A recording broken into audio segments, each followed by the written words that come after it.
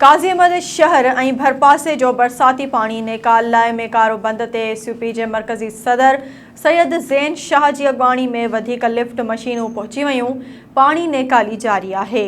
SS news जे reporter Javed सियाल मूजिबि सुभाणे वारे धरणे जे ऐलान खां पोइ डिप्टी कमिश्नर शहीद बेनज़ीराबाद आमिर हुसैन पंवर, एसएसपी शहीद बेनज़ीर अमीर Saud Maksi, एक्सीन irrigation assistant commissioner काज़ी अहमद, हाफ़िज़ ज़ीशान अहमद ऐं ॿिया अमलदार मेकारो बंद ते पहुची सैयद ज़ैन शाह सां ॻाल्हियूं कयूं।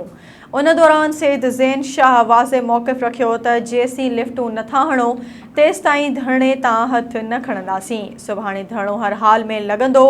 हुन सैयद ज़ैन शाह सिंध यूनाइटेड पार्टी ज़िले शहीद बेनज़ीराबाद जे समूरनि कारकुननि, उहिदेदारनि ऐं हमदर्दनि खे सख़्ती सां ताक़ीद कंदे चयो आहे त सुभाणे 11 बजे सटरन शुगर मिल स्टॉप साम्हूं नेशनल हाईवे ते पहुचनि। नाज़रीन, वधीक ख़बरुनि अपडेट्स लाइ ॾिसंदा रहो एसएस न्यूज़ वेब चैनल। असांजे चैनल खे लाइक ऐं सब्सक्राइब करणु न विसारींदा।